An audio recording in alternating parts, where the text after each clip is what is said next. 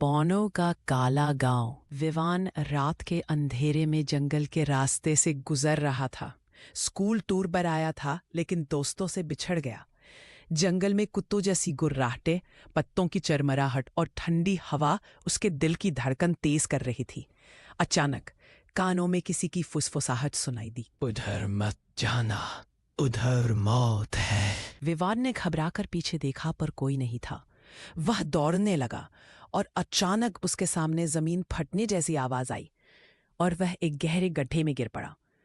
जब होश आया उसने खुद को एक अजीब जगह पाया।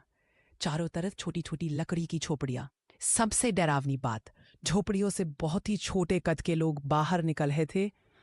एक बौना धीमे कदमों से आगे आया और बोला, हमारे गांव में आपका स्वागत है, लंबे लड़के।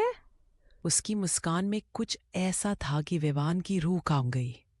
विवान ने कांपते हुए पूछा, मैं कहाँ हूँ? बौना बोला, ये काला गांव है, जहां एक बार जो आ गया वापस नहीं जा पाता। विवान डर कर पीछे हटने लगा।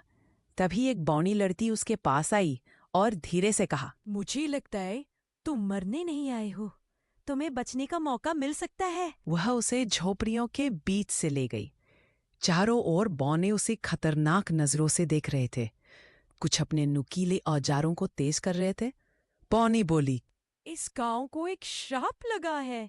यहाँ रहने वाले लोग कभी इंसान थे, लेकिन अजनबियों का खून पीने के बाद वे छोटे होते गए, जब तक इतने नहीं हो गए कि अब अपनी परछाई से भी डरते हैं। विवान का गला सूख गया। उसने पूछा, यहाँ से कैसे निकलो?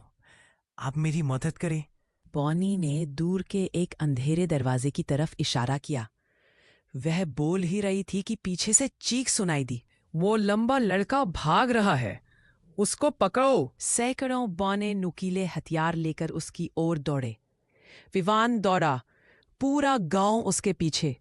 बौनों की चीखें, लंबे को पकड़ो, उसका खून हमारा श्राप मिटाएगा। उसने पूरी ताकत से दौड़ते हुए अंधेरे दरवाजे में छलांग लगाई। भीतर एक लंबी सुरंग थी। बौने उसके पीछे चीखते हुए अंदर घुस रहे थे। उनके पैर छोटे थे लेकिन वे बहुत तेज थे। सुरंग के आखिर में बाहर की हल्की रोशनी दिखाई दी। विवान ने पूरी जान लगाकर दौड़ लगाई। जैसे ही वह बाहर निकला, सूरज की किरणें उस पर पड़ी और पीछे से आती बौनों की चीखें अचानक शांत हो गईं। वह मुड़ा, सुरंग का दरवाजा गायब था। जनविल सामान्य लग रहा था। बौने कहीं नहीं थे। विवान जैसे तैसे अपने कैंप पहुंचा। सब उसे ढूंढ रहे थे। उसने पूरी घटना बताई लेकिन कोई विश्वास नहीं कर रहा था। रात को वह बिस्तर पर लेटा, सांस मुश्किल से संभाली। तभी उसकी जेब में कुछ हिला। उसने निकाला एक नन्हा नुकीला औजार जिस पर सूखे खून के छींटे थे, और पीछे से एक बहुत हल्की आवाज आई, हम अभी भी भूखे हैं, लंबे लड़के।